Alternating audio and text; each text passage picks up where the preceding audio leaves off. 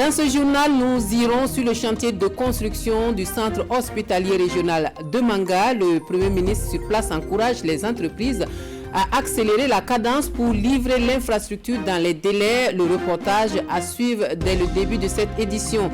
Nous parlerons également des élections de novembre 2020 avec le groupe parlementaire Union pour le progrès et le changement qui appelle à des élections équitables et inclusives.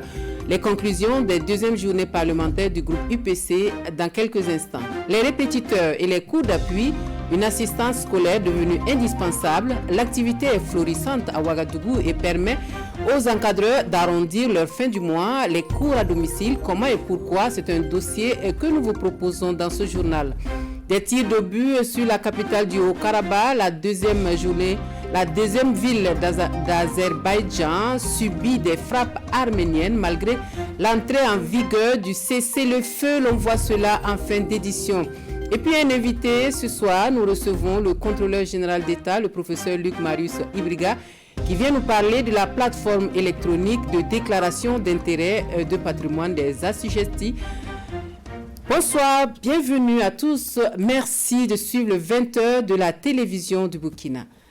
C'est donc une infrastructure majeure qui devrait permettre l'amélioration de l'accès des populations de la région du centre-sud aux soins de santé de qualité. Les travaux du centre hospitalier régional sont perturbés par la crise sanitaire du coronavirus, entre autres. Mais qu'à cela ne tienne, le Premier ministre encourage les entreprises, mais aussi les financiers à mettre le pied sur l'accélérateur afin que l'infrastructure soit livrée dans les meilleurs délais. Une visite effectuée sur le site en marge de la rencontre avec les forces vives de la région à Manga. Nous suivons le reportage de Ali Doubadini et Olopoda. Le centre hospitalier régional de Manga, 9 mois après le lancement officiel des travaux. Le taux d'exécution est estimé aujourd'hui à 20% pour un délai consommé de 50%. Un retard dû à la maladie à coronavirus qui a freiné l'évolution du chantier. Maintenant, nous ne pouvons plus prétexter qu'il y a le Covid pour ne pas travailler. Je souhaite qu'au niveau des financements, que les financements soient disponibilisés pour que les entrepreneurs ne souffrent pas de délai de paiement. Et aujourd'hui, après Zignaré, que nous avons ouvert il n'y a pas si longtemps que cela, Manga est en train d'avancer. Nous avons d'autres hôpitaux en projet et il faut que l'on avance pour que les populations puissent bénéficier de cadres appropriés pour leur prise en charge sanitaire. Et Christophe Joseph-Marie Dabiré d'instruire les entreprises à accélérer les travaux pour être en phase avec le respect du délai de 18 mois comme contenu dans les clauses du contrat. Nous allons tout faire pour respecter notre délai qui est prescrit dans le marché. En plus des travaux de jour, nous allons entreprendre des travaux de nuit pour pouvoir résorber ce retard. La construction du centre hospitalier régional de Manga va coûter à l'État burkinabé et ses partenaires plus de 14 milliards de francs CFA. Avec une capacité d'environ 300 lits, c'est une infrastructure sanitaire dotée d'un plateau technique adéquat et diversifié qui sera mise à la disposition des populations d'ici à 2021.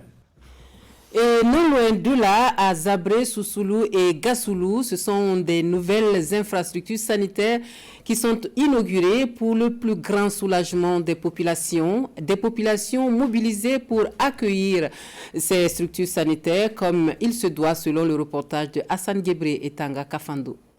Cette coupure de ruban marque l'ouverture officielle du CSPS urbain de Zabré, un centre construit et entièrement équipé et clôturé, réalisé par le secrétariat permanent des engagements nationaux, le secrétariat permanent du 11 décembre et la République populaire de Chine dans le cadre des activités du 11 décembre 2019. À Sousoula, à une dizaine de kilomètres de Zabré, c'est un autre CSPS qui est inauguré par la ministre de la Santé.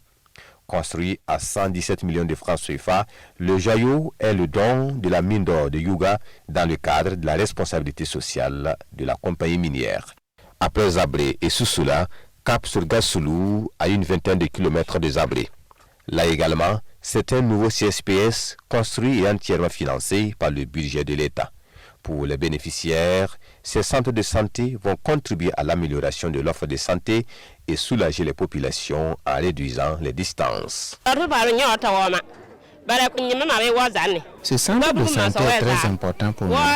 Avant, il fallait aller jusqu'au centre médical pour avoir des soins si vous aviez des enfants ou des adultes qui sont malades. Nous sommes très contentes aujourd'hui. Nous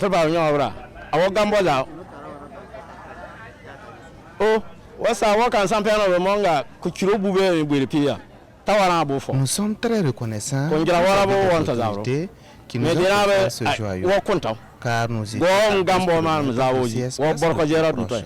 Pour la ministre de la Santé, ces 3 centres ont été construits dans le respect des règles du ministère et le vœu formulé est de voir les personnels soignants se mettre au service des populations pour lesquelles ils ont prêté serment. Et la tradition au service de la cohésion sociale. À Tikare, ce samedi, le chef de Zitenga célèbre sa fête traditionnelle de Napoussoum en présence de nombreux invités, dont le ministre en charge de l'administration territoriale, venu encourager les garants de la tradition dans leur lutte pour la promotion du vivre ensemble. Les temps forts de la cérémonie traditionnelle avec Amadou Ouedraogo et Jacques Ouedraogo. Cette visite, selon Simeon Sawadogo, s'inscrit dans le cadre de la promotion de la cohésion sociale au Burkina Faso. Et à l'occasion de la fête traditionnelle, le Napoussoum du chef de Zitenga, l'opportunité est belle pour le ministre d'État d'appeler les filles et les fils de Zitenga à une union sacrée, surtout en ces moments difficiles que traverse le Burkina Faso. Nous sommes venus célébrer donc cette tradition et cette structure qui aide à la cohésion sociale, qui aide à cimenter l'union des populations pour pouvoir travailler à leur propre épanouissement. Et c'est ce que nous sommes en train de faire. Nous sommes heureux d'avoir rencontré Sa Majesté, donc le chef du Zitenga, de sa cour, et à l'occasion de ce nouvel an, on appelle ça un nouvel an traditionnel. Et c'est très important. En file indienne, les chefs des différents villages sont venus faire allégeance à leur chef suprême. Le Napoussoum, c'est aussi un moment de réjouissance après une saison de pluie sans incident. Et la visite du ministre en charge de l'administration territoriale réjouit les garants de la tradition de Zitenga. Nous sommes très heureux d'avoir la visite du ministre en charge de la cohésion sociale ici à Tikare à l'occasion du Napoussoum du chef de Zitenga. C'est la première fois qu'on enregistre un tel engouement à cette fête traditionnelle. Nous implorons jour et nuit les man afin que la paix revienne au Burkina Faso. Des danses traditionnelles, des prestations des différentes troupes de Warva et d'artistes ont mis fin à cette fête traditionnelle du chef de Zitenga dans la province du Bam. Des élections équitables et inclusives, c'est le souhait du groupe parlementaire UPC qui met le sujet au centre de ces deuxièmes journées de réflexion à Pau. À la fin des travaux, le message au gouvernement et à la CENI, c'est surtout la sécurisation et la transparence du scrutin du 22 novembre prochain, suivant les conclusions de ces journées, avec Issa Kafando et Maxime Zongo. Les Burkinabés aux urnes dans quelques semaines pour le choix de leur président et de leurs représentants à l'Assemblée nationale, un enjeu majeur que les députés de l'UPC entendent contribuer efficacement au succès de l'événement. À l'occasion de leur deuxième journée parlementaire tenue ce week-end à Pau, dans le Naouri, la problématique de l'organisation était au centre de la réflexion. Nous avons naturellement pensé qu'à la veille des élections qui sont souvent des moments de tension, de pression perceptibles, il était important que les députés que nous sommes, nous puissions réfléchir sur une question assez importante, d'où vont sortir des institutions reconnues, des institutions qui ne sont pas contestées. Avec l'appui de spécialistes en la matière, le sujet a été largement débattu. Des élections transparentes, équitables et inclusives, quelles dispositions et avec quels moyens? Autant d'aspects qui ont fait l'objet de réflexions. Nous avons eu droit à la communication des spécialistes du domaine. Nous sommes enrichis des expériences d'autres pays et ce qui nous fonde aujourd'hui à interpeller 3 niveaux. Le premier niveau, c'est le niveau gouvernemental pour des mesures appropriées à la tenue d'élections sécurisées. Outre le gouvernement, la CENI a été sollicitée à organiser des formations appropriées à l'endroit de tous ceux qui sont appelés à sécuriser les élections et surtout de disponibiliser les feuilles de résultats aux différents délégués de partis politiques et de candidats dans les différents bureaux de vote. Quant aux partis politiques, ils ont été invités à se départir de toute velléité de fraude. Et la nutrition qui devrait s'inviter à cette campagne électorale à venir. Nutrition, un élément essentiel donc pour la croissance harmonieuse des enfants. Et c'est une préoccupation qui retient l'attention du Club des journalistes pour la nutrition et la sécurité alimentaire. Un plaidoyer est envisagé auprès des candidats à l'élection présidentielle afin qu'ils intègrent ce volet dans leur programme. Les journalistes dévoilent leur stratégie à leurs confrères. Alidou Badini, Olopoda. Trouver les voies et moyens pour financer la filière huilerie. C'est la problématique majeure qui réunit ici les acteurs intervenant dans le domaine de l'huilerie. Pendant 2 jours, ils vont mener la réflexion autour du thème « Les potentialités de la filière huilerie et les possibilités de financement ». La filière des huileries connaît beaucoup de problèmes. Et surtout, nous avons besoin de financement. Sans financement, le secteur des huileries ne peut pas se développer. Parce que la matière première dont nous faisons face est très chère. Nous n'avons pas les moyens pour pouvoir stocker jusqu'à la nouvelle campagne. Selon le président de la grappe huilerie de Bobo-Dioulasso, la filière est porteuse. Mais elle traverse des moments difficiles et la contribution des institutions financières pour dynamiser le secteur est fortement attendue. Nous attendons toujours des huiliers une meilleure organisation parmi eux pour éviter d'avoir une concurrence déloyale entre eux, parce que certains mettent un prix à un niveau, d'autres vont casser, et pire encore, mieux s'organiser pour créer un de contrats. Parce qu'il y a la présence de l'huile d'origine extérieure qui joue un impact négatif sur le secteur des huileries. Sinon, la production nationale ne suffit même pas à la consommation nationale. La grappe huilerie de Bobo-Dioulasso regroupe une 60aine d'entreprises. Et sur 100 unités industrielles intervenant dans l'huilerie au Burkina Faso, 80 sont implantées à Bobo-Dioulasso. Nous retrouvons notre invité. Il s'agit du contrôleur général d'État, le professeur Luc Marius Ibriga, sur notre plateau pour nous parler de cette plateforme électronique de déclaration d'intérêt et de patrimoine des assujettis. Bonsoir, professeur. Bonsoir. Bienvenue sur notre plateau. Merci. Alors, professeur, quelles sont les personnes assujetties à cette déclaration? Les personnes qui sont assujetties à la déclaration d'intérêt et de patrimoine sont nombreuses. Il y a d'abord ce que je qualifierais les politiques, à savoir les membres de l'exécutif et les membres du pouvoir législatif. Eux, leur déclaration est déposée au niveau du Conseil constitutionnel et ensuite transmise à l'ASELC pour être publiée au journal officiel. Ensuite, vous avez toute une catégorie, plusieurs catégories de personnes. Vous avez les hommes politiques et ceux qui travaillent dans l'administration, la haute administration comme on dit. Les ambassadeurs, les consuls, les chefs de file de l'opposition doivent déclarer. Vous avez ceux qui sont dans l'administration civile. Et dans l'administration civile, il y a toute une kyrielle de personnes. Les inspecteurs des impôts, des douanes, du trésor, les DAF, et même les examinateurs du permis de conduire doivent faire la déclaration d'intérêt et de patrimoine. Mais eux, ils font la déclaration directement sur la plateforme de déclaration qui a été lancée le 4 août dernier, parce que la procédure aurait été très difficile pour l'ASE, parce que pour eux, la déclaration doit être tenue secrète. Ok, alors il y a cette phase pilote donc pour la plateforme dont on parle, qui commence ce 11 octobre. En quoi va consister cette phase pilote? La phase pilote va consister à recueillir un certain nombre d'informations sur les assujettis des institutions et du domaine judiciaire, c'est-à-dire des magistrats. Avant que vous ne puissiez aller sur la plateforme pour pouvoir faire votre déclaration, la SE a besoin d'avoir un certain nombre d'informations sur vous.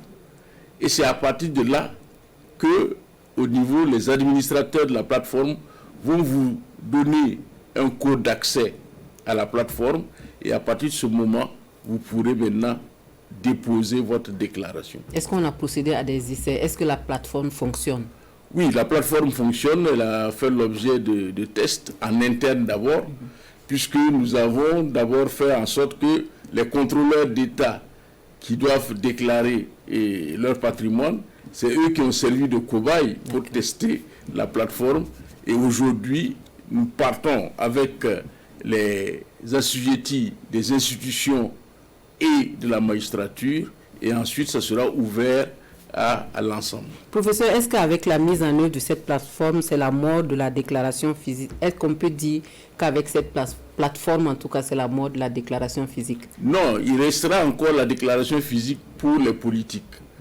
Parce que quand il y a eu l'adoption de la loi 033, les politiques ont tenu à garder, de faire leur déclaration auprès du Conseil constitutionnel. Donc pour les politiques, la déclaration sera toujours manuscrite, à moins qu'une loi intervienne pour la changer. Mais pour tous les autres, la déclaration physique est terminée. Et après la phase pilote, quel est le processus? Quelle est l'étape suivante?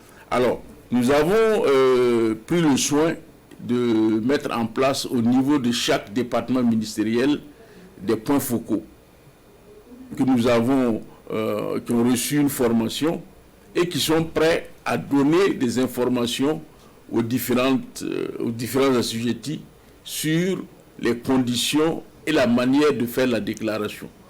Donc, après la phase pilote, nous allons lancer le processus pour tous ceux qui sont assujettis, parce que nous avons demandé qu'on fasse un recensement de toutes ces personnes, et toutes ces personnes vont recevoir des informations leur disant qu'ils doivent faire la déclaration et ils suivront la procédure, s'identifier d'abord et ensuite pouvoir déposer leur déclaration. Alors professeur, une question qui fâche certainement, en ce qui concerne la présidentielle, la SELC demande aux candidats de justifier la provenance de la caution, les 25 millions donc. Est-ce que cela fait partie des prérogatives de la SELC? Bien sûr, ça fait partie des prérogatives de la SELC. Sinon, nous n'aurions pas agi. L'article 5, alinéa 1er de la loi organique 082-2015 CNT, portant attribution, composition, organisation et fonctionnement de la SELC, dit que la SELC a pour attribution générale de lutter contre la corruption en vue de promouvoir l'intégrité et la probité dans les secteurs publics, privés et de la société civile. Et de façon plus précise, l'article 8, 9e tiré de la même loi organique dit que la SELC est chargée d'initier toute action en vue de prévenir la corruption dans les processus électoraux. Il y a les biens personnels, il y a des richesses personnelles parmi ces cautions-là. Oui, mais nous demandons simplement que ceux qui veulent briguer la magistrature suprême montrent patte blanche. Et que la transparence qu'on demande dans les élections, ce n'est pas seulement dans les procédures électorales. Il faut qu'il y ait la transparence dans les candidats qui viennent à l'élection. Parce qu'au Burkina Faso, nous avons une loi contre le blanchiment de l'argent. Tout à fait. Et on sait bien quelle est la relation qui peut exister en ces temps de terrorisme entre corruption et terrorisme. Okay. Donc, c'est une mesure préventive en vue de permettre aux Burkinabés de disposer le 22 novembre d'un chef d'État qui serait propre. Merci beaucoup, professeur, d'être venu sur notre plateau pour nous parler de cette plateforme importante pour les déclarations d'intérêt et de patrimoine des assujettis. Merci et bonne soirée, bonne suite et bonne chance pour cette plateforme. Merci beaucoup. Vous restez avec nous pour la suite de ce journal. Victimes des dégâts causés par les animaux sauvages, des chèques leur sont remis en guise de dédommagement. Au total, une trentaine de millions de francs CFA distribués par le ministère en charge de l'environnement en partenariat avec le Fonds d'intervention pour l'environnement. La remise symbolique des chèques a lieu à Bobo-Dioulasso. Récit Karim Sissé. Thématique du mariage d'enfants, 1552 enfants à risque d'abandon scolaire dû à la pauvreté de leurs parents soutenus et une centaine de cas de mariage de jeunes filles empêchés. Voilà ce qui ressort du programme Son Choix après 5 années de mise en œuvre. Nous constatons maintenant dans la zone d'intervention du programme un changement au niveau des mentalités. Les filles qui s'expriment librement sur les décisions concernant leur vie, voilà. Elles sont aussi accompagnées par les leaders communautaires dans la zone d'intervention. Elles connaissent leurs droits et quand ces droits sont opprimés, elles savent où se diriger pour avoir vraiment des solutions. Il y a aussi l'implémentation des termes transversaux là, dans les écoles. Les termes, c'est le mariage d'enfants, la santé sexuelle et reproductive, les mutilations génitales féminines, le droit de l'enfant et le genre. On enseigne maintenant dans les écoles primaires de la zone d'intervention du programme. De 55% en 2016, le taux de fréquentation des filles à l'école passe également à 80% en 2020, selon les données du programme. Un résultat significatif atteint grâce à l'engagement de tous les partenaires. Au Burkina, les statistiques montrent qu'un enfant, une fille sur deux est mariée avant l'âge de 18 ans. Voilà ce qui est contre la loi et c'est pour cela que nous avons appuyé la mise en œuvre de ce projet. Lancé en 2016, le programme Son Choix intervient dans 6 provinces du Burkina Faso, à savoir les provinces du Houé, du Boulkende, du Sanmatenga, du Sourou, du Yatenga et du Zunouego. Son objectif principal, permettre aux filles de faire librement leur choix de vie à l'âge majeur. Quelques perturbations dans l'alignement des éléments de ce journal, mais tout est rentré dans l'ordre. On remet le couvert pour la promotion du lait local. Ambition, trouver un marché pour le lait au plan national. L'association pour la promotion de l'élevage en savane et au Sahel pour atteindre l'objectif veut encourager la consommation et la transformation des produits laitiers au Burkina Faso. Les journées promotionnelles ouvrent leurs portes ce samedi à Bobo Dioulasso. Précision Drissa Traoré, Karim Sissé.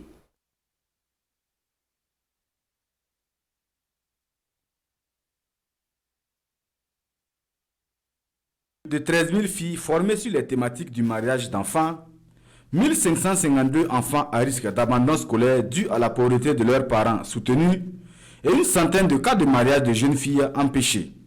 Voilà ce qui ressort du programme Son Choix après 5 années de mise en œuvre. Nous constatons maintenant dans la zone d'intervention du programme un changement au niveau des mentalités.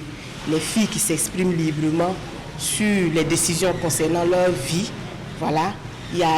Elles sont aussi accompagnées par les leaders communautaires dans la zone d'intervention.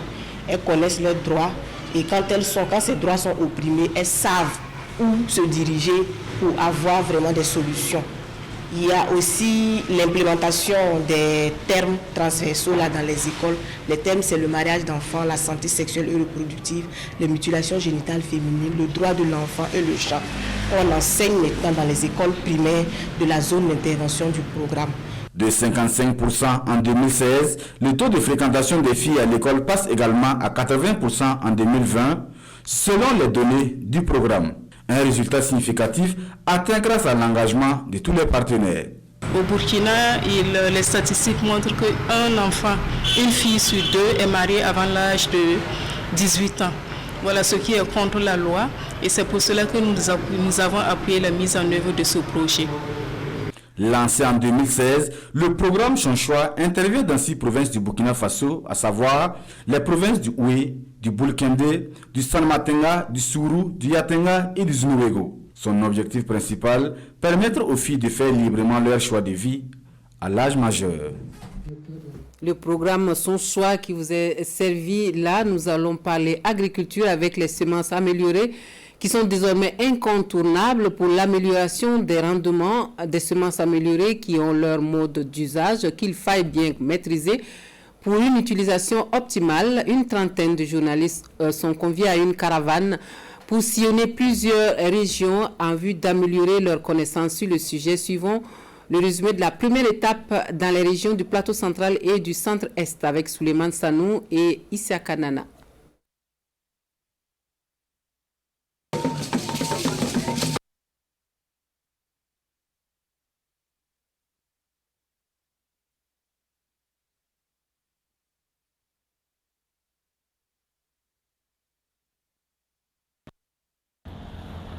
ferme semencière de Lumbila dans le plateau central. Sur cette exploitation de plus de 60 hectares, plusieurs variétés de semences améliorées certifiées y sont produites. Du niébé, du sorgho et du sésame, des spéculations au stade de maturité. Le sorgho, on attend 1,700 tonnes par hectare. Donc à 17 hectares là, si on calcule, on peut avoir au moins 20 à 30 tonnes. Le sésame aussi, comme on a des 6 hectares, on a à peu près de 700 à 800 kg par hectare. Bon, le niébé aussi, c'est la même quantité. Les semences améliorées, c'est aussi le choix de Wahab Ouedraogo, producteur de riz à Sira dans la commune de Boussouma, dans le centre-nord. Dans ce bas-fond de 5 hectares, ce producteur semencier produit du riz FKR 19. Au moment qu'on a commencé à cultiver avec ce semences-là, on trouve mieux qu'en tout cas le rendement, ça nous donne un effort sur ça, quoi. Du mil au stade de maturité, nous sommes ici à Zikiema, toujours dans la commune de Boussouma. Dans son champ, Alidou Kentouré lui expérimente la culture de cette variété de mil, le Misari 1. Depuis fort longtemps, c'est le mil que nos grands-parents nous ont légué que nous cultivons. Mais ces dernières années, avec l'appui des techniciens de l'agriculture, nous expérimentons cette variété de mil. Sincèrement, ça produit bien, on a de bons rendements à la fin de la saison et aussi, il a un bon goût. Des semences certifiées améliorées à fort rendement, fruit du savoir-faire de chercheurs burkinabés. Aujourd'hui, nous avons des variétés de riz qui sont créées qu'on peut produire hors périmètre. C'est ce qu'on appelle les variétés de riz pluvial strict, qu'on sème comme le maïs, comme le sorgho. Par exemple, ça c'est le travail de la recherche. Vous prenez le niébé comme Calais, 45 jours, 50 jours de pluie, c'est déjà suffisant pour vraiment venir à bout vraiment de cette variété. Pour le président de l'Union nationale des coopératives de producteurs semenciers, le Burkina Faso peut donc se réjouir de sa recherche et il faudra désormais compter sur les semences améliorées pour l'atteinte de l'autosuffisance alimentaire au Burkina Faso.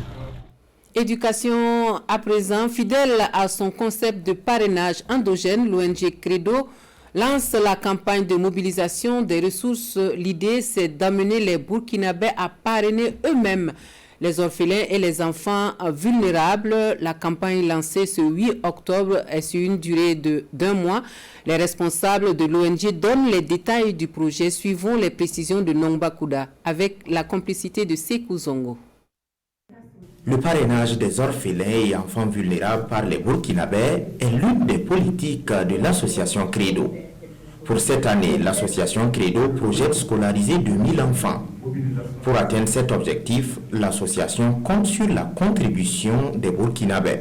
Nous espérons que les entreprises et les individus vont répondre massivement vu la situation très critique. La campagne de cette année, c'est ciblé, focus les enfants déplacés. Ça fait 5 ans déjà que Credo est dans cette initiative nouvelle d'amener le parrainage à la maison, que les Burkinabés parrainent des Burkinabés. À l'endroit des Burkinabés qui aimeraient parrainer des orphelins et enfants vulnérables, l'association Credo leur soumet 2 possibilités.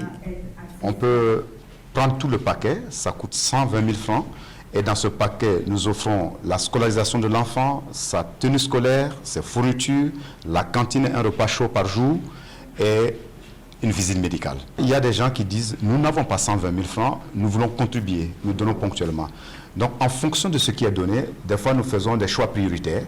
Ces choix prioritaires, c'est de permettre que l'enfant aille déjà à l'école. Le parrainage des orphelins et enfants vulnérables par les Burkinabés prôné par l'association Credo a pu être réalisé ces 4 dernières années. Durant cette période, 6 000 enfants ont été parrainés sur une projection initiale de 8 000. Et le dossier éducation de notre journal, c'est ce phénomène qui est en passe de se formaliser, notamment dans les grandes villes du Burkina Faso. Il s'agit des cours d'appui, cours de soutien ou cours à domicile. Les parents n'hésitent pas à faire appel à cette forme d'assistance pour aider à rehausser le niveau scolaire de leur progéniture. Qui sont ces encadreurs devenus indispensables depuis quelque temps? Comment les cours sont organisés? Quelques éléments de réponse dans ce dossier de Nongba Kouda, avec la complicité cette fois de Sekou Zongo. Donc c'est ça qui donne x est égal à Anissé en pleine séance de travail avec son répétiteur. Au programme aujourd'hui, des équations à résoudre. Des cours d'appui commencés une semaine avant la rentrée des classes, histoire d'avoir une longueur d'avance. Par manque de temps ou de compétences nécessaires, ils sont nombreux ces parents qui sollicitent chaque année le service d'un ou de plusieurs répétiteurs pour leurs enfants. J'ai commencé depuis 2013, que mon enfant était en classe de 5e. J'ai vu qu'il n'a pas un bon niveau. J'ai tenté de l'encadrer. J'ai vu que moi-même je ne pouvais pas. Donc j'ai fait recours à M. Kieno pour qu'il puisse voir les différentes matières qui n'arrivent pas à avoir la moyenne. Et puis il a fait venir un professeur de maths et français. J'ai vu qu'au cours de l'entraînement, il a pu avoir la moyenne. Donc comme c'était le grand frère, j'ai continué avec ses petits frères. Des cours à domicile pour certains, des cours d'appui organisés en groupe pour d'autres. Pour ces élèves de la classe de terminale D, l'examen du baccalauréat se prépare dès les premiers jours. Pas question donc de perdre du temps. Nous sommes là pour soutenir vraiment les élèves qui sont en difficulté, accompagner aussi les parents d'élèves à aider leurs enfants à évoluer dans la carrière scolaire tout simplement. Nous, élèves de terminale D, conscients du retard provoqué par le coronavirus à cette année scolaire, nous avons décidé de commencer les cours d'appui un peu plus tôt pour relever le niveau et être en mesure d'avoir ce baccalauréat. Juliette, en classe de terminale, vient de s'inscrire dans ce centre. Matière choisie, les mathématiques et les sciences de la vie et de la terre. Motivée par la vocation d'enseigner, Sibili Kieno, promoteur de ce centre, fait de bonnes affaires. Mais pas que, l'accompagnement des élèves relève d'un savoir-faire. L'accompagnement scolaire, là, il ne suffit pas aussi d'être un très bon enseignant. Il y a la pédagogie, il y a aussi la patience. Il y a des gens qui s'énervent vite, vous ne pouvez pas accompagner des enfants. De fait, il arrive, l'enfant n'a même pas envie de travailler, mais il faut peut-être se comporter comme son père et sa maman, essayer de le comprendre, essayer un peu de l'amener à accepter même le principe. En plus des cours en présentiel, les techniques de l'information et de la communication sont mises à profit dans la quête du savoir et de l'excellence. Nous faisons des cours en ligne pour les candidats au bac et au BPC. Voilà, il y a des gens, leur travail ne leur permet pas de faire cours du soir. Donc nous, on donne le cours en ligne, voilà, via les canaux WhatsApp, Messenger et puis le mail. Aider à réussir l'année scolaire ou améliorer le niveau d'études, l'activité a aussi ses contraintes et les anecdotes ne manquent pas. Souvent les parents, quand ils inscrivent les enfants, ils les laissent totalement entre nos mains. Et les enfants, souvent, il y en a qui ne veulent pas travailler. Quand vous arrivez, ils ne sont pas là, il faut s'asseoir, il faut qu'on les cherche dans le quartier. Voilà, donc il y en a même qui souhaitent que vous signiez seulement pour que le papa paye, alors qu'on n'est pas là pour recevoir seulement de l'argent.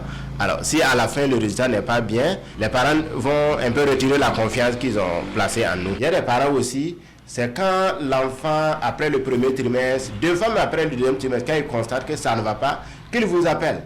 Alors, en ce moment, c'est difficile. Car cela ne tienne, les cours d'appui sont aujourd'hui un business transversal.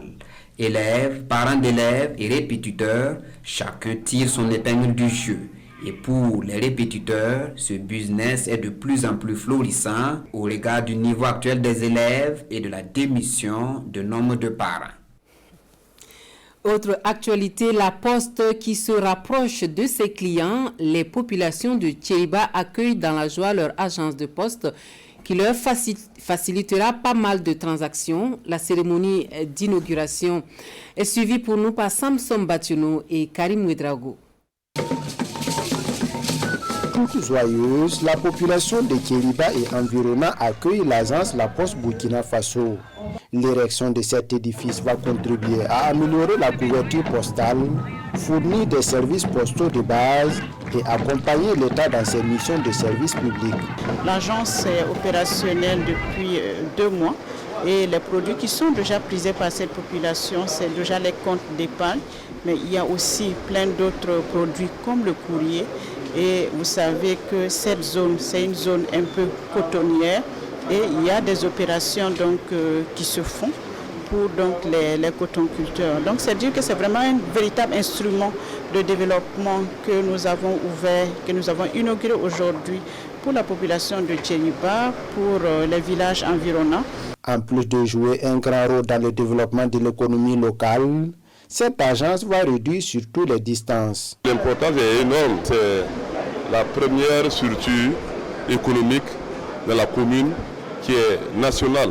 Sinon, les gens partaient à Safané, à Dédougou pour faire les transferts, ou soit recevoir les transferts. Nos parents qui sont en Côte d'Ivoire, quand ils sauront qu'un jour à Kéréba, il y a un poste Burkina Faso qui est ouvert à Kéréba, tout le monde sera content pour faciliter à nos populations de transférer l'argent. La Poste Burkina Faso dispose actuellement de 14 agences dans la région, dont 4 dans la province de Mouhoun.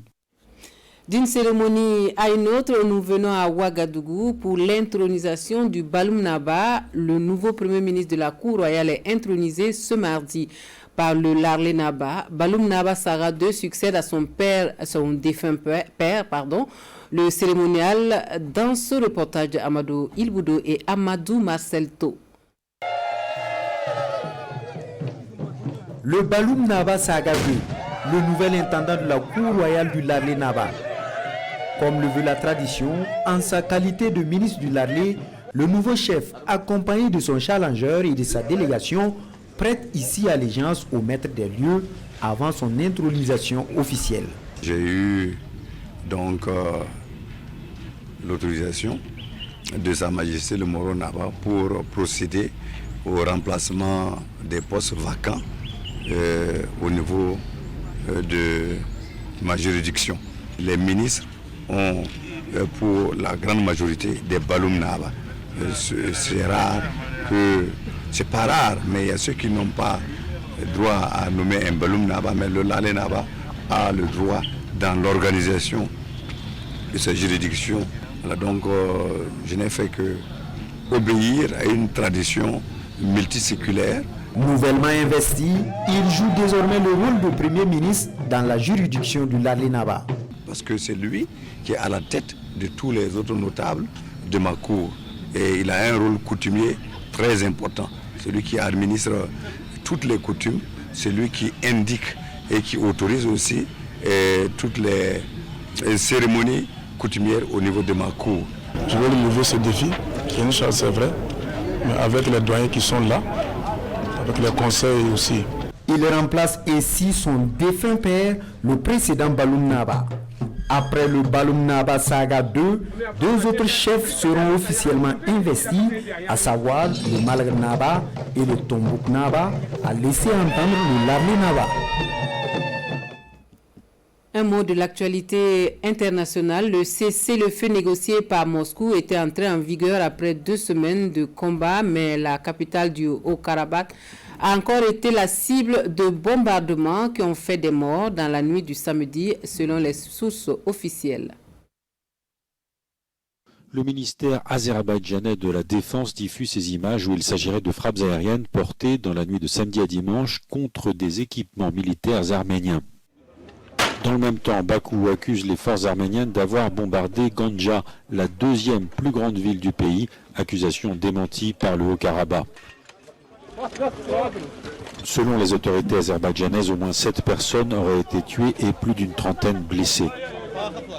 Ces frappes auraient eu lieu après l'accord de cessez-le-feu signé par les belligérants sous le parrainage de la Russie pour faciliter un échange de prisonniers. La trêve est officiellement entrée en vigueur samedi à la mi-journée, mais le calme n'est en réalité revenu que dimanche matin. Le dirigeant arménien du Haut-Karabakh, Arik Harounian, parle d'une trêve fragile et accuse, lui, l'armée azerbaïdjanaise d'avoir bombardé dans la nuit à 3 reprises Stepanakert, la capitale des séparatistes. Fin de ce journal, merci de nous avoir reçus chez vous et encore toutes nos excuses pour les perturbations pendant ce journal. Le dernier rendez-vous de l'information, c'est à 23h avec Ismaël Diloma Sirima. Très bonne soirée à tous et excellente reprise de semaine pour demain.